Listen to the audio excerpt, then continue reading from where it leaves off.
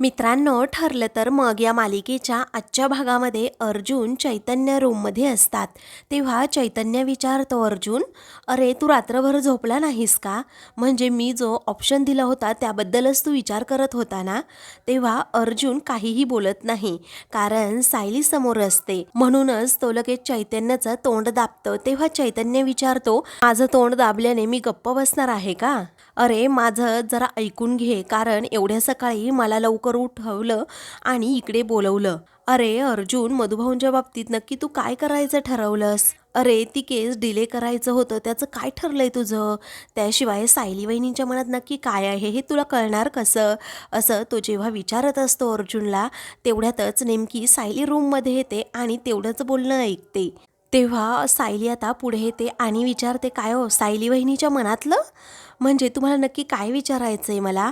तेव्हा अर्जुन जरा घाबरतच म्हणतो, हो सायली, आता हा चैतन्य सांगेल नक्की काय बोलायचं आहे. आता चैतन्याची देखील बोबडी वळते, म्हणूनच तो अर्जुनकडे इशारा करून विचारतो, काय सांगू? अर्जुन म्हणतो, आता तूच बघ, काय सांगायचं ते सांग. पुढे चैतन्य घाबरतच म्हणतो, अर्जुनला एका केसबद्दल तुमच्याबरोबर बोलायचंय आणि मग त्यासाठीच सल्ला हवा आहे तुमचा. तेव्हा सायली हसतच म्हणते, हो मग विचारा की. तेव्हा अर्जुन म्हणतो, हो विचारतो मी, पण तू अगोदर कॉफी घेऊन येतेस का? काय झालं आहे ना, झोपच झाली नाही, कारण तो अजूनही झोपेतच आहे. तेव्हा आळस देण्याचं नाटक करत चैतन्य खूप नौटंकीगिरी करत असतो. तेव्हा ते पाहून सायली आता हसते आणि म्हणते, हो येते हा कॉफी घेऊन. दुसरीकडे प्रिया आता झोपलेली असते, तर प्रतिमा आपलं अंथरूण काढते. त्याच वेळी आता त्या आवाजामुळे प्रियाला जाग येते. मग प्रतिमा आता सगळं काही व्यवस्थित करून ठेवल्यानंतर लगेच तेथून जाते. तेव्हा प्रिया आता उठते. ती म्हणते की काय कटकट आहे या बाईची, स्वतः लवकर उठते तर उठते आणि दुसऱ्यांनाही उठवते. मी माझ्या रूममध्ये 10 वाजेपर्यंत किती मस्त अशी झोपायचे, असं म्हणून ती पुन्हा अंगावरून पांघरून घेते आणि मस्त गाढ झोपी जाते. सुमन आता सर्वांसाठी चहा घेऊन येते. त्यावेळी प्रतिमाला ते जरा ऑड वाटतं, म्हणूनच ती म्हणते नाश्त्याचं काहीतरी बनवते. त्यावेळी सुमन म्हणते, नको वहिनी, अहो पदर खोचून लगेच का कामाला लागताय तुम्ही? तेव्हा मला असं नुसतं बसून राहायला नाही आवडत, असं आता प्रतिमा म्हणते. त्याचवेळी बरं ठीक आहे, अगोदर हा चहा संपवा आणि मग तुम्ही किचनमध्ये या, आपण दोघीही थालीपीठ बनवू. मग आता ठीक आहे असं प्रतिमा म्हणते. त्यावेळी रविराज प्रतिमाकडे पाहतच राहतो, कारण प्रतिमामध्ये आता दिवसेंदिवस खूप सुधारणा होत चाललेली असते आणि ती सर्वांमध्ये अगदी मिळून मिसळून वागत असते. त्याचवेळी प्रिया आता तेथे येते आणि सर्वांना गुड मॉर्निंग असं म्हणते. आता एवढ्या लवकर प्रियाला उठलेलं पाहून नागराज लगेच तिला टोमणा मारतो आणि स्वतःच्या हातातील घड्याळ जरा आपटतो आणि म्हणतो, दादा, अरे घड्याळामध्ये 8:15 वाजले आहेत, परंतु आपल्या तन्वीच्या म्हणण्यानुसार 8:30 वाजले असं म्हणावं लागेल. त्यावेळी रविराज सुद्धा तिच्याकडे पाहतच राहतो, कारण ती खूप लवकर आज उठलेली असते. रविराज म्हणतो, नागराज, बाहेर पाहून येतोस का रे? सूर्य नक्की कोणत्या दिशेला उगवला आहे? तेव्हा प्रियाला हे सगळे टोमणे आता समजत असतात की तिलाच मारतायत म्हणून. प्रतिमा तर हसत असते. तेव्हा सुमन म्हणते की ही कमाल ना प्रतिमा वहिनींची आहे, त्यांना भल्या पहाटे उठायची सवय आहे ना, म्हणूनच तन्वीला ही सवय लागली. पुढे रविराज म्हणतो, अगं तुला माहिती आहे का प्रतिमा, हिला जेव्हा मी लवकर उठवायला जायचो ना 8 वाजता, तेव्हा म्हणायची, बाबा 5 मिनिट थांबा ना, बाबा 5 मिनिट थांबा ना, असं म्हणून 10 वाजेपर्यंत अवळत पडायची. त्यावेळी नागराज आता हसतो आणि म्हणतो, वहिनी आल्यापासून रोज नवीन नवीन चमत्कार होत आहेत, हे खरं मात्र. हो की नाही तन्वी? असं म्हणून तो प्रियाकडे पाहतो, तर प्रिया सुद्धा त्याच्याकडे पाहून हसते. पुढे आता सुमन म्हणते की कसं आहे ना, हाच तर आईजवळ असल्याचा फायदा आहे. आपली तन्वी इकडे आईशिवाय वाढली, परंतु आता आई आली आहे ना, ती हळूहळू सगळं काही शिकेल आणि सुधरेल. आपल्या तन्वीच्या या आनंदाला कुणाची दृष्ट लागायला नको, असं सुमन म्हणते. त्याचवेळी प्रिया मनात विचार करते, माझ्या झोपेला या प्रतिमाची दृष्ट लागली हे अगोदर पहा, आणि लवकर उठायची सवय चांगली आहे म्हणे. या प्रतिमाला ना कुठल्या तरी जंगलात सोडून यायला हवं, असं म्हणून ती सारखी सारखी आता जांभया देऊ लागते. इकडे सायली जाताच अर्जुन आता चैतन्याला चांगलाच धोपटून काढतो आणि म्हणतो, काय रे, काही पण काय बोलतोस? आणि मिसेस सायलीनं तू असं सांगितलं, त्यांच्या सल्ल्याची गरज आहे म्हणून, असं कसं रे? चैतन्य म्हणतो, अरे जरा हळू मार ना. तेव्हा अर्जुन आता अजून एक धपाटा त्याला टाकणार असतो. त्याच वेळी चैतन्य हात जोडून म्हणतो, सॉरी रे, मी असं बोलणार नव्हतो, परंतु आयते वेळी काय बोलावं ना सुचलं नाही. त्यानंतर आता चैतन्य म्हणतो, पुन्हा नाही बोलणार. बरं मी एक विचारतो तुला, ऐक ना, आता बाथरूममध्ये तर कुणी नाही आहे, आपल्या दोघांशिवाय इथे कुणीच नाही आहे, मग मधुभाऊंच्या केसबद्दल काय विचार केलास? त्यावेळी अर्जुन म्हणतो, बोललास पुन्हा मधुभाऊंच्या केसबद्दल, तो टॉपिक बंद कर. चैतन्य म्हणतो, हो अरे हो, बघ तुझा चेहरा असा माझ्यावर रागवून रागवून कसा भिजलेल्या कोकरासारखा झालाय. तेव्हा अर्जुन आता हसतो आणि म्हणतो, काय? मग तो आरशात पाहतो आणि म्हणतो, तसं काही नाही रे चैतन्य. पुढे आता चैतन्य म्हणतो, अर्जुन जर तुला शांत झोप हवी असेल ना तर अजिबात कन्फ्यूज राहू नकोस, कारण पटकन काहीतरी एक डिसिजन तू आता घेऊन टाक. तेव्हा अर्जुन आता म्हणतो, अरे कुठलाही डिसिजन घेतला ना तर. तेवढ्यातच सायली आता तिथे कॉफी घेऊन येते, त्यामुळे अर्जुनचं हे बोलणं अर्धवटच राहतं. तेव्हा सायली आता त्या दोघांनाही कॉफी देते. तर अर्जुन आता चैतन्याला इशारा करून सांगतो, रूमच्या बाहेर जा म्हणून. मग आता चैतन्य ठीक आहे असं म्हणतो. त्याचवेळी थंड आहे असं पुन्हा चैतन्य म्हणतो. तर सायली म्हणते, अहो असं कुठे, आत्ताच तर मी गरम करून आणली आहे कॉफी, आणि थंड कशी होईल लगेच? तेव्हा चैतन्य हसतो आणि म्हणतो, हो गंमत केली, मी जोक मारला. मला थंड हवी होती कॉफी, ती खूपच गरम झाली आहे, मी आता जोराचा वारा घालून आलो. असं म्हणून तो आता तेथून पळ काढतो. त्यानंतर सायली विचारते, काय हो बोला ना, कोणत्या केसबद्दल डिस्कस करायचं होतं, माझा काही सल्ला हवा आहे का? अर्जुन म्हणतो, हो अगं सायली, तुझा सल्ला हवा आहे. मग आता काय झालंय? तेव्हा अर्जुन आता जरा गडबडीतच सांगतो, जरा एक गरीब माणूस आहे बिचारा, त्या केसमध्ये अशी सिच्युएशन आहे ना, माणसाला त्याच्या बायकोबरोबर घरच्यांबरोबर खोटं बोलावं लागते. तेव्हा सायली म्हणते की खोटं बोलणं तसं पापच आहे, चुकीचं आहे, परंतु कसं आहे ना, जर एखाद्याचं भलं होणार असेल, आपल्या कुटुंबाचं भलं होणार असेल, तर खोटं बोलणं कधीतरी चालतं. असं म्हणून आता ती अर्जुनला छान असा सल्ला देते. अर्जुन आता तिच्याकडे पाहतच राहतो. त्याच्या चेहऱ्यावर अगदी स्मित हास्य उमटतं. मग आता तो तिच्याकडे पाहतच राहतो आणि विचार करतो. पुढे आता सायली म्हणते, जर त्याचं त्याच्या कुटुंबावर प्रेम असेल आणि त्याचा हेतू शुद्ध असेल तर थोडं खोटं बोलायला अजिबात हरकत नाही. सायलीने आता ही गोष्ट क्लिअर केल्यानंतर अर्जुन आता सायलीचे आभार मानतो आणि लगेच जायला निघतो. तेव्हा सायली आता म्हणते, हो थांबा, डबा तरी घेऊन जा, मी पटकन भरते हां. मग अर्जुन म्हणतो, नको नको, आता डबा वगैरे काही नको, मी बाहेर कुठेतरी खाईल, कारण आज मला खूप मीटिंग्स आहेत. त्यावेळी सायली म्हणते, हो थांबा तरी. तेव्हा तो तेथून गेल्यानंतर सायली आता म्हणते, यांची ना नेहमी घाई असते, सारखं आपलं काम करत बसायचं, खाण्यापिण्याकडे लक्ष नाही, वेळेवर झोप नाही, असं म्हणून ती त्याच्यावरच हसते. अर्जुनचाच विचार करत असते. तर दुसरीकडे प्रिया ही आता अंगणामध्ये फेरफटका मारत असते. त्याचवेळी आता ती जांभयात येत असते. मग आता तेथे नागराज येतो आणि विचारतो की काय ग, हॅलो स्लीपिंग ब्युटी, असं म्हणून तो तिच्यावर हसतो. अगं तुझ्या आईला इथे डोक्यावर घेऊन नाचत नाचत या घरात आली आणि तिने तुझीच झोप उडवली. त्यानंतर आता प्रिया वैतागते, चिडते आणि म्हणते की गप्प बसायचं हां, एकदम तोंड गप्प ठेवायचं. मी या घरामध्ये फक्त ऐशो आरामासाठी आली आहे, आणि कुठे आहे तो ऐशो आराम? त्या किल्लेदाराच्या रूममध्ये, तिथे मला झोपावं लागतंय. नंतर आता प्रिया म्हणते, अहो तुम्हाला माहीत आहे का ती मला काय सांगत होती? वेळी आता नागराज विचारतो, काय? मग आता ती म्हणते की मला ती रात्री माझा भूतकाळ विचारत होती, जेव्हा मी लहान होते तेव्हा नक्की कोणत्या कोणत्या गोष्टी घडल्या आणि त्या आठवतायत की नाही असंही विचारत होती. मी आता काय सांगू त्यांना, माझं खोटं सत्य तिने पकडलं तर किती महागात पडेल तुम्हाला तर माहीतच आहे ना. बरं, मध्ये त्यात तो किल्लेदार टपकला आणि तो त्याच्या जुन्या आठवणी सांगायला लागला. तेव्हा नागराज आता वैतागतो आणि म्हणतो, तुला कळतं की नाही, अक्कल आहे की नाही काही? अगं मी तुला म्हटलं होतं ना की अजिबात त्या बाईला इकडे घेऊन येऊ नकोस म्हणून. अगं ती इथे आल्यानंतर तिची मेमरी अगदी वेगाने धावायला लागेल, तिला सगळं काही आठवेल, मग आपण काय करायचं? आता बोल, या प्रश्नाचं सोल्युशन दे, असं तो प्रियाला म्हणतो. तेव्हा प्रिया आता विचार करते आणि वैतागूनच म्हणते, नाही, अगोदर आपल्याला प्रतिमाला गायब करायला हवं, म्हणजे किडनॅप करायला हवं. तेव्हा नागराजला धक्का बसतो. तो विचारतो, काय? वहिनीला किडनॅप करायचं?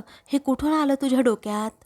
मग आता ती म्हणते पुढे ऐकून घ्या असं म्हणून ती पुढे काय काय करायचं हा प्लॅन सांगू लागते. तर नागराज आता ते सगळं काही अगदी ऐकू लागतो आणि म्हणतो हे जमेल ना. मग आता ती म्हणते हो. दुसरीकडे कल्पना, पूर्णा आजी या दोघीही कॉफी पीत असतात. तर सायली आणि विमल या दोघीही किचनमध्ये काम करत असतात. मग आता पूर्णा आजी विचारतात काय गं अस्मिता कुठे आहे कल्पना. मग आता कल्पना म्हणते तिला कधी नव्हे ते तिच्या सासरची आठवण आली आहे तेव्हा म्हटले की जाऊन येते म्हणून. त्यावेळी पूर्णा आजी म्हणतात बघ ना तिला जेव्हा आठवण येईल ना तेव्हाच ती तिकडे जाते. मी तिला किती वेळा म्हटलंय की स्वतःच्या घरी जरा लक्ष दे परंतु ती ऐकतच नाही. काय करावं ना तिला कळतच नाही. तेव्हा कल्पना म्हणते जाऊ देत तिचा वेंधळेपणा तुम्हाला माहीत आहे ना. मग आता पूर्णा आजी म्हणतात तिला हे माहेर कधी सुटणार आहे काय माहीत. तेव्हा त्या दोघीही तिच्याबद्दलच डिस्कस करत असतात. तेवढ्यातच सायली तेथे येते आणि म्हणते बरं आई पूर्णा आजी मी यांचा डबा देऊन येऊ का. मग आता त्या दोघीही तिच्याकडे पाहतच राहतात. तेव्हा कल्पना म्हणते हो देऊन ये. तेव्हा बरं आज पण डबा द्यायला विसरलीस का असं पूर्णाजी विचारतात. त्यावेळी आता कल्पना म्हणते आता बायको सगळीकडे लक्ष देते ना म्हटल्यावर अर्जुन विसरभोळा झालाय आणि म्हणूनच त्याचा वेंधळेपणा सुद्धा वाढलाय. तो कधी डबा विसरतो तर कधी फाईल विसरतो आणि कधी कधी तर सायलीच्या प्रेमात तो स्वतःलाच विसरतो. तेव्हा पूर्णा आजी कल्पना त्याचबरोबर विमल हे तिघीही तिच्यावर हसतात. तर सायली गोड हसते आणि म्हणते तसं नाही आहे आजी हे जरा घाईत होते ना सकाळी मग म्हणाले की ऑफिसमध्ये मी काहीतरी मागवेल मग मीच म्हटलं की उगीच पोटाचे हाल कशाला बाहेरचं उगीच ते खातात आणि मग पोट बिघडतं. सायलीचं अर्जुनबद्दलचं ते प्रेम ती काळजी पाहून आता सर्वजण पुन्हा तिच्यावर हसतात. मग आता पूर्णा आजी म्हणतात हो ग बाई तू कशाला करून देशील तुझ्या नवऱ्याच्या पोटाचे हाल. त्यावेळी आता सायली खूप गोड लाजते. तू जा हा डबा घेऊन जा असं ती सायलीला म्हणते. तेव्हा सायली हो म्हणते. पुढे आता कल्पना विचारते अगं सायली ऐक ना तू त्याच्याबरोबरच जेवण करणार आहेस ना. मग आता सायली म्हणते नाही हो आई मी त्यांच्याबरोबर नाही जेवण करणार मी घरीच येईल कारण त्यांना तेवढा वेळच नसणार आहे. मी येते हा पटकन असं म्हणून ती आता जायला निघते. तेव्हा पूर्णाजी सावकाश जागं असं काळजीनेच सायलीला म्हणतात. इकडे अर्जुन हा आता केबिनमध्ये बसलेला असतो. तेवढ्यातच तेथे आता चैतन्य येतो आणि काय रे अर्जुन तू मला बोलवलंस का. तुला कोणत्या केसबद्दल बोलायचं आहे. जाधवांच्या केसबद्दल बोलायचं आहे का. तेव्हा अर्जुन म्हणतो नाही रे अर्जुन सुभेदार आणि सायली सुभेदार यांच्या केसबद्दल बोलायचं आहे. तेव्हा चैतन्य आता हसतो आणि म्हणतो अरे बापरे ही तर खूप कॉम्प्लिकेटेड केस आहे. मला तर असं वाटतं तुझं लॉचं सगळं शिक्षण फक्त एकाच केसवर खर्च होणार आहे. त्यावेळी अर्जुन म्हणतो मी काय फणी वाटतो का रे तुला जरा गप्प बस हा असं म्हणून तो गालातच हसतो. आता अर्जुनला असं हसलेलं पाहून चैतन्य विचारतो काय रे आज झालंय काय. मला असं वाटतंय तुझा आज मूड ना बऱ्यापैकी चांगला आहे. त्यावेळी काय झालंय या केसमध्ये काही पॉझिटिव्ह डेव्हलपमेंट झाली आहे का असं चैतन्य विचारतो. पुढे आता अर्जुन म्हणतो तसंच झालंय असं समज कारण मी मिसेस सायलींना विचारलं की जर एखाद्या गरीब माणसाला त्याच्या बायकोबरोबर खोटं बोलावं लागत असेल तर काय करायचं. मग आता असं अर्जुनने सांगितल्यावर चैतन्य म्हणतो क्या बात है अर्जुन तर अगदी मेन पॉईंट त्यांच्याजवळ बोललास आणि डायरेक्ट सुप्रीम कोर्टातच अपील केला आहेस. तेव्हा अर्जुन म्हणतो हो आणि मला माझं उत्तरसुद्धा मिळालंय. तेव्हा काय म्हणाल्या मग मिसेस सायली असं चैतन्य आता गमतीनेच विचारतो. तेव्हा अर्जुन म्हणतो की कसं आहे ना जर मनात आपल्या कुटुंबाबद्दल बायकोबद्दल प्रेम असेल आणि जे काही खोटं बोललं आहे त्याचं इंटेन्शन चांगलं असेल तर थोडंसं खोटं बोलायला खरंच काही हरकत नसते. पुढे आता चैतन्य म्हणतो की अरे झालं तर मग सुप्रीम कोर्टाने निकाल तुझ्या बाजूने दिला आहे. सायली वहिनी गो अहेड असे आपण म्हणाले आहेत म्हटल्यावर तुझी काही हरकत नसेल. आता तरीही अर्जुन त्याच गोष्टीचा विचार करत असतो. तर आता चैतन्य विचारतो कसला विचार करतोस रे. इकडे सायली ही डबा घेऊन आता अर्जुनच्या ऑफिसकडे येत असते. दुसरीकडे अर्जुन आता चैतन्याला म्हणतो मला तूच म्हणाला होता ना की लवकरात लवकर डिसिजन घे म्हणून असं म्हणून तो आता खूप वेळ विचार करत असतो. इकडे सायली आता टिफिन घेऊन अगदी अर्जुनच्या केबिन जवळच आलेली असते. इकडे चैतन्य उठतो आणि म्हणतो, मला माहित आहे अर्जुन, तुला सायली वहिनींना खोटं सांगणं जरा वाईट वाटत असेल किंवा बरं वाटत नसेल. मग सायली वहिनींनी जो काही सल्ला दिला आहे ना, तो पाळणं चुकीचं नाहीच आहे. तेव्हा अर्जुन म्हणतो, हो बरोबर आहे, ते चुकीचं नाहीच आहे तसं, पण पाहूयात आता काय करायचं पुढे. अर्जुन म्हणतो, ते सगळं ठीक आहे, परंतु मनात गिल्ट असणारच ना. मला आणि मिसेस सायलींना हे अजिबात आवडणार नाही. चैतन्य विचारतो, आता काय आवडणार नाही. दुसरीकडे सायली आता डबा घेऊन तेथे पोहोचलेलीच असते. तर अर्जुन नेमकं म्हणतो की मी प्रेमासाठी, आता असं म्हटल्याबरोबरच सायली दार उघडून आतमध्ये पाहते. तर अर्जुन आता बोलतो, मी मधुभाऊंची केस लांबवतोय. असं अर्जुनने बोलल्यानंतर सायलीला प्रचंड धक्का बसतो. तिच्या पायाखालची जमीनच सरकते आणि मग ती अर्जुनकडे खूपच रागात पाहू लागते. पण अर्जुनचं आता वेगळंच बोलणं सुरू असतं. सायलीने नेमकं एकच वाक्य ऐकलेलं असतं, त्यामुळे आता तिचा खूपच मोठा गैरसमज होतो. तेव्हा सायलीला आता आठवतं, अर्जुन मगाशीच म्हणाला होता, कडे एक केस आली आहे आणि त्या केसमध्ये बायको बरोबर खोटं बोलावं लागणार आहे. तर खोटं बोललेलं चांगलं असतं की वाईट असतं. त्यावेळी मीच सांगितलं होतं की जर इंटेन्शन चांगलं असेल, कुटुंबाचा चांगला विचार असेल मनात, तर खोटं बोलणं काहीही एवढं वाईट नसतं. तेव्हा सायली आता मनात विचार करते, म्हणजे अर्जुन सर मधुभाऊंची केस लांबवणार आहेत, असं म्हणून ती आता दार बंद करून घेते. आता तिच्या डोळ्यात पाणी येतं.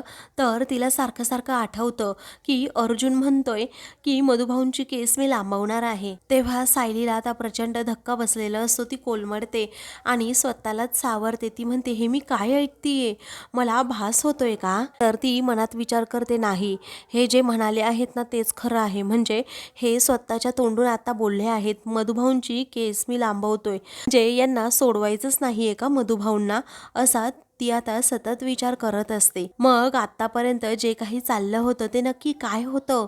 इकडे आता चैतन्य म्हणतो, अरे तू तर म्हणालास ना तुला तुझं उत्तर मिळालं आहे म्हणून, मग कशाचा आलाय हा गिल्ट? तेव्हा अर्जुन आता एकदम शांतपणे उभा असतो. तर दुसरीकडे सायली आता आल्या पावली पुन्हा माघारी निघालेली असते आणि ती खूप रडत असते. कारण आता मधुभाऊंना हे सोडवणारच नाही म्हटल्यावर सगळं काही संपलं, हाच विचार तिच्या मनात सतत येत असतो. इकडे अर्जुन म्हणतो, उत्तर मिळाले मला चैतन्य, कारण मिसेस सायली खूप इनोसंटली बोलून गेल्या की तो गरीब बिचारा माणूस बरोबर खोटं बोलणार आहे, पण त्याचा हेतू चांगला होता. पण मी त्यांना तो प्रश्न का विचारतोय हे तर त्यांना माहीतच नव्हतं. पण मला तर माहीत आहे ना, तरीही मी मधुभाऊंची केस लांबवली तर मला जो गिल्ट येईल त्याचं मी काय करू? त्यावेळी चैतन्य आता विचारात पडतो आणि पुढे अर्जुनला विचारतो, काय रे, मी तुला आता विचारतोय की तू मधुभाऊंची केस लांबवणार आहे की नाही लांबवणार? अर्जुन म्हणतो, तू मला थेट विचारतोस की मी सायलीला फसवणार आहे की नाही, बरोबर ना चैतन्य? आणि याचं उत्तर तुला माहित नाहीये का चैतन्य? इकडे सायली आता अर्जुनला डबा न देता तशीच मागे फिरलेली असते. कारण तिचा जो मेन हेतू असतो की मधुभाऊंना सोडवणं, आणि त्यासाठीच तिने अर्जुन बरोबर लग्न केलेलं असतं.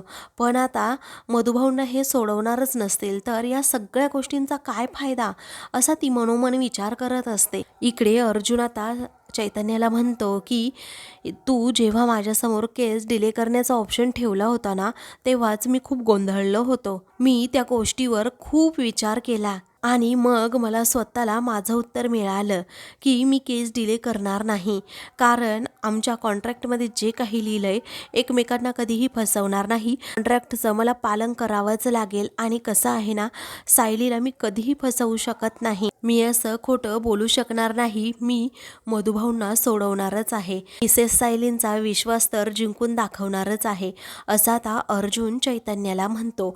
दुसरीकडे सायलीने आता खूप मोठा गैरसमज करून घेतल्यामुळे तिच्या मनात अर्जुनबद्दलची ती अढी निर्माण होते. तर आता मित्रांनो, सायली ही अर्जुनला फोन करते. अर्जुन दुसरीकडे ऑफिसमध्ये बसलेला असतो आणि ते दोघेही त्याबद्दल डिस्कस करत असतात. आता सायली थेट तिथे कारागृहात जाते. अर्जुनला कॉल करत विचारते की तुम्ही माझे वकील आहात बरोबर? अर्जुन म्हणतो हो. मग मला माझ्या वडिलांना आत्ताच्या आत्ता भेटायचं आहे, त्यांच्याबरोबर थोडं बोलायचं आहे असं सायली म्हणते. मला परवानगी मिळवून द्याल की नाही? अर्जुन म्हणतो मी आत्ता तिकडे येतो आणि तुम्हाला जॉईन होतो. मग आपण परवानगी मिळवून घेऊयात ना, नको टेन्शन घेऊ. तेव्हा सायली म्हणते असं नाही, मला माझ्या वडिलांबरोबर एकटीला बोलायचं आहे, तुम्ही परवानगी मिळवून द्याल की नाही? सायलीचं असं बोलणं ऐकून, तिचा बदललेला तो सूर, तो टोन ऐकून आता अर्जुन विचारात पडतो आणि म्हणतो की काय झालं असेल मिसेस सायलींना? त्यावेळी आता सायली मात्र रडत असते. अशाच मालिकेंचे पुढील भाग पाहण्यासाठी चॅनलला सबस्क्राईब करा.